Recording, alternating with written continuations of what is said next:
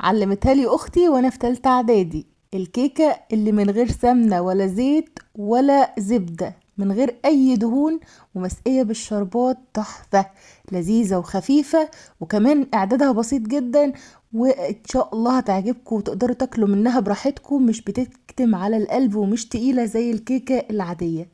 سهلة جدا وطعمها في منتهى اللذاذة. تعالوا النهاردة نشوف احنا هنعملها ازاي، بس قبل ما نبدأ الفيديو ياريت تعملي لايك وتشتركوا في القناة بتاعتي لو لسه مش مشتركين. انا اسمي خالته هند. هتعجبكم يا جماعة جدا، بس ركزوا في الخطوات لانها سهلة وبسيطة جدا، واهم ما فيها انها خفيفة ومش عليها زيت ولا سمنة ولا زبدة. معقول يعني كيكة معمولة كده من غير دهون، تقدر اي حد كبير في السن ياكل منها، تاكلوا منها وتفطروا منها، مش هتحسوا ابدا بتقل في معدتكم.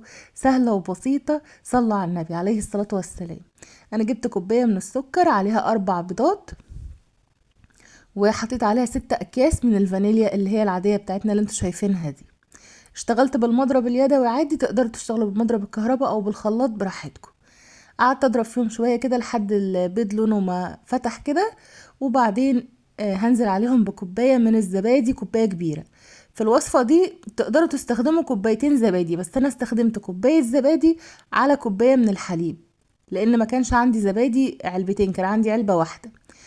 طيب، ممكن تستخدموا علبتين زبادي وكمان هيبقى احلى واحلى، يعني هي لما بتبقى بزبادي صافي بتبقى اجمل من لما تكون زبادي على حليب. خلاص خلاص يا خالته هند. طب ينفع نعملها بحليب بس؟ لا، لازم زبادي. بعد كده نزلت بباكو من البيكنج باودر وشوية من الدقيق كده، قعدت اخلط فيها، وبعدين بدأت ازود الحليب شوية شوية، وطبعا احنا حاطين ذرة ملح. صلوا على النبي عليه الصلاة والسلام. زودت كوباية الحليب، حليب بارد عادي من التلاجة، وقعدت اقلب كده. وطبعا لو حسيت ان انا محتاجة دقيق تاني بزود بقية كمية الدقيق. حسيت ان انا محتاجة حليب لغاية ما تديني قوام مظبوط. شايفين عاملة ازاي؟ سهلة وبسيطة زي الكيكة العادية بالظبط.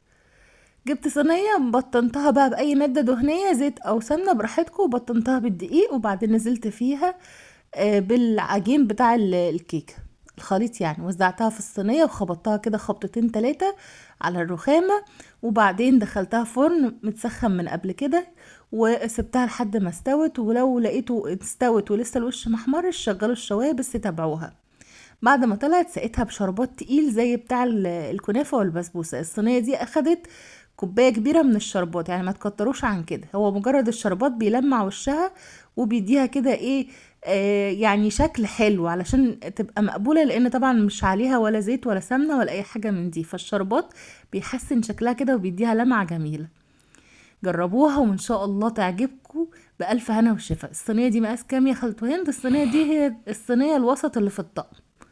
خلاص خلاص يا خالته هند. يعني اتمنى ان انتوا تجربوها، هتعجبكم جدا يا جماعه، ولو ما تاكلوا منها مش هتحسوا باي تقل في معدتكم خالص، لانها طبعا ما فيهاش دهون، وهشه وخفيفه ولونها فاتح، وبتلمع كده من بره، وشكلها بصراحه تحفه. وريحه الفانيليا فيها بقى مع الزبادي مع البيض، مش قادره اقول لكم حلوه ازاي. اتمنى تجربوها وتقولوا لي رايكم في التعليقات. صلوا على النبي كتير، يا رب تعجبكم باذن الله. تحفه. ان شاء الله لما تعملوها مرة هتكرروها كتير. مع السلامة.